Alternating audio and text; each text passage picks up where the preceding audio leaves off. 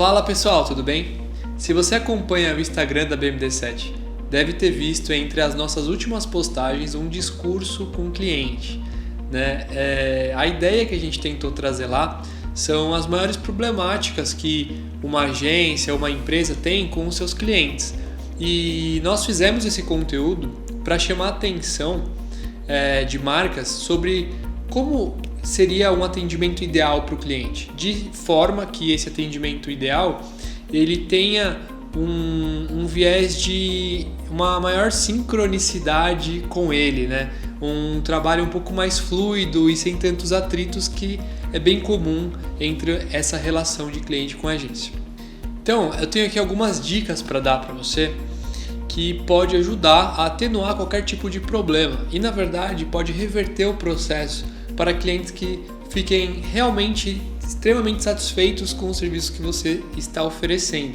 Então, a primeira dica que eu dou é você elaborar um contrato com esse cliente, né? Esse contrato não precisa seguir tanta burocracia assim. O indicado é que você estabeleça um contrato com os trabalhos que você tem que fazer para o cliente e que o cliente também tem que te retornar, né? E quanto tempo antes tem que pedir, você tem que pedir para o cliente, quanto tempo antes o cliente tem que pedir para você, de forma que o trabalho fique combinado antes mesmo dele acontecer. Você pode pegar esse documento e assinar via ClickSign, super rápido, sem precisar de caneta, papel, né? Você pode fazer todo o processo de assinatura digitalmente.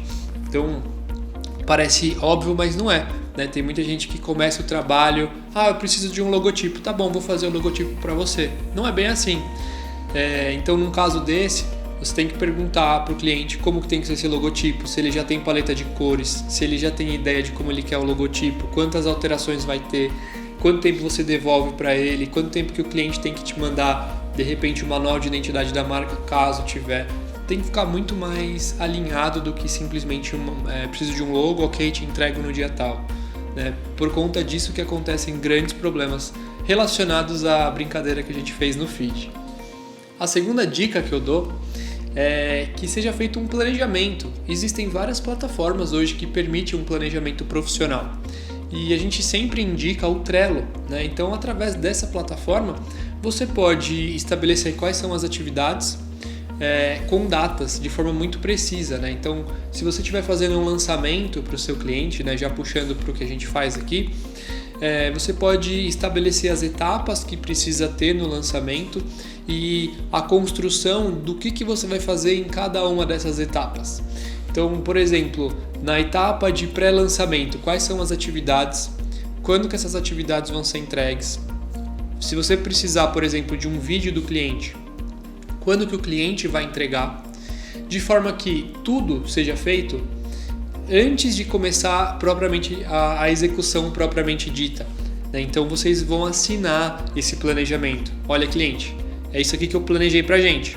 Eu tenho essas datas aqui, eu consigo te entregar nessas datas, desde que a gente respeite o planejamento. Então o cliente sabe que se ele pedir alguma coisa fora daquele escopo, pode ser que atrase. E cabe você também explicar isso para o cliente, que pode atrasar, que determinado trabalho precisa que ele entregue e que ele entregue no dia certo, né? Então tudo isso é muito importante para você, para estabelecer um bom diálogo e para que o cliente e você entenda todo o processo. Eu não vou entrar aqui em processo de PMO, né, de gerenciamento de projetos, tal, que fala qual que é a porcentagem, né, que você tem para mexer no projeto, até quanto que esse projeto é flexível. Na minha opinião, não é opinião de especialista em PMO, é uma opinião de prática de lançamento. Eu acredito que você deve ter 90% previamente planejado e alterar somente 10%. Para lançamento, se você sabe qual é o lançamento que você vai fazer, por exemplo, se é o lançamento clássico, se é o lançamento meteórico, se é um lançamento específico que você faz, a rota já está muito bem encaminhada. Então, se você mexer nessa rota, significa que foi mal planejado, né? E o cliente também tem que entender isso, né? É muito importante que você passe essa visão para ele também. Então, 90% tem que ser previamente planejado, com margem para mexer em 10% apenas para fazer ajuste, certo? E aí a gente vem para um problema bem delicado.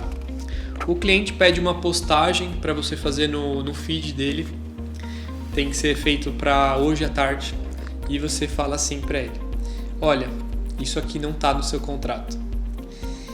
Se você quer ver um cliente irritado, é só fazer isso. Ele vai ficar bravo, porque ele vai dizer que você deixou de entregar algumas coisas no passado, vai ter vocês vão lavar roupa. Então, se você quer evitar isso, o melhor a se fazer é contornar a situação de uma maneira interessante. Você falar assim: olha, deixa eu te explicar aqui o que está acontecendo nesse momento. Eu estou fazendo sua landing page, estou fazendo suas copies de e-mail, suas copies de anúncio, a gente está editando vídeo de anúncio. Tudo isso daqui está acontecendo agora. Essa postagem não estava planejada e, por não estar no nosso planejamento, a gente não conseguia prever uma mão de obra qualificada para aquele serviço. Logo, eu não vou conseguir te entregar o trabalho da forma que você precisa, ou eu vou ter que deixar alguma coisa de lado que vai impactar de uma maneira muito mais crítica o seu negócio, e se eu fosse você, eu escolheria por manter como está, né? A não ser que seja uma coisa muito importante para você, aí eu vou ter que passar coisas na frente e isso vai prejudicar todo o trabalho. Se o seu cliente for um cliente bom, cliente legal, e daí cabe a você identificar se o cliente é bacana, ele vai super aceitar, ele vai falar: ok, então vamos seguir dessa forma.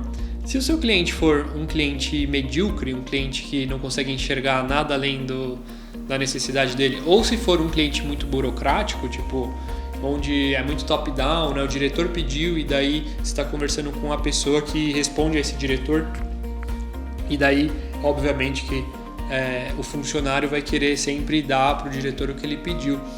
Então, se não for o seu caso, se não forem esses o seu caso, eu recomendo fortemente que você simplesmente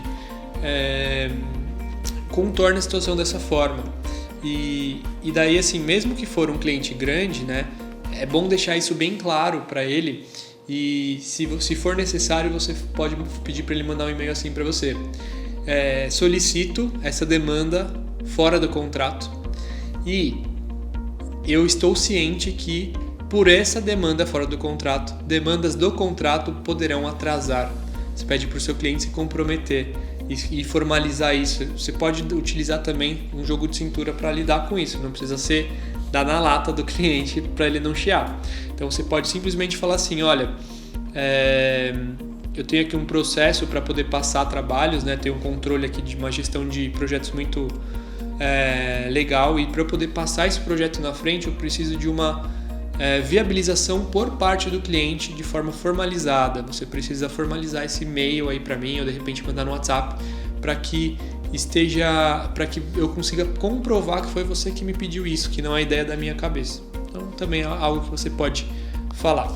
E à medida que a sua agência ganhar moral, ou seja, que a empresa que você trabalha, agência no caso, empresa, que o cliente entender que você entrega com qualidade, que você é profissional, né? E essas coisas que a gente acabou de mencionar mostram de uma maneira muito precisa que somos profissionais.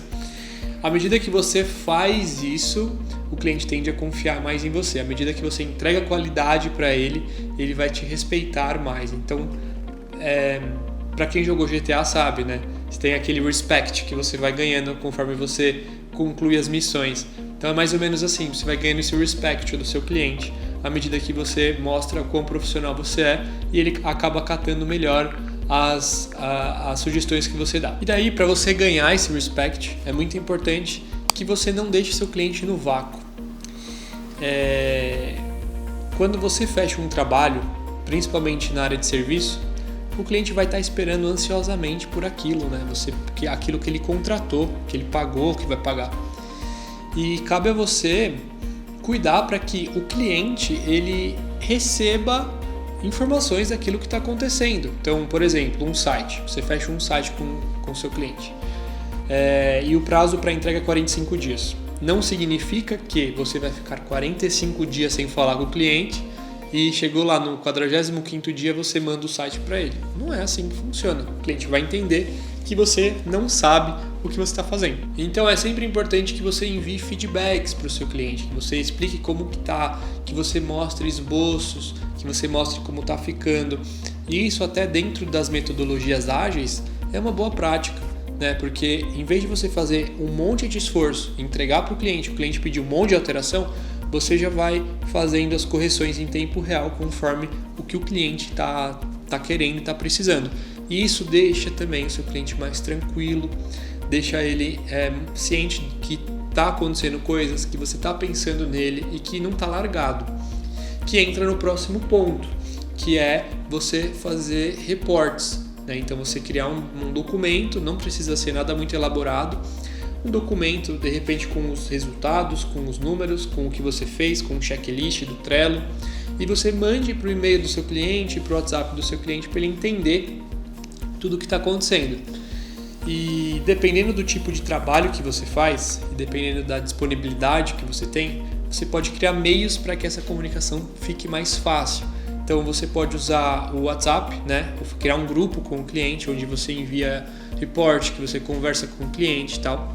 E se não tiver dentro da sua política de negócio, dá um atendimento 24/7, ou seja, 24 horas por dia de atendimento durante 7 dias na semana, então eu recomendo que você não utilize o WhatsApp, que você de repente envie um saque, um e-mail de saque, né, para esse cliente poder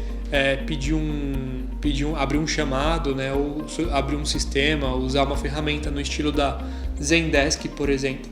E daí, através dessas ferramentas, você abre o atendimento dentro dos horários comerciais. Vai depender muito como que é o tipo de serviço que você presta e o tipo de qualidade e de disponibilidade que você quer dar para o seu cliente. Certamente, se você seguir esses padrões simples, com certeza o cliente vai ficar muito feliz e você vai passar de uma empresa com aqueles discursos no feed que eu postei para uma agência ou para uma empresa que desperta o conceito de uau, nossa, que empresa legal, eu gosto de trabalhar com eles. Espero que tenha te ajudado esse conteúdo. Se você conhece alguém que precisa, né, entender um pouquinho mais a respeito disso, compartilhe, curta, marque aqui a pessoa, comente e vamos promover essa conversa aqui embaixo, porque o atendimento do cliente é algo muito importante de ser debatido e dialogado e temos muito que melhorar ainda aqui em São Paulo, aqui no Brasil. Então, muito obrigado e até o próximo conteúdo.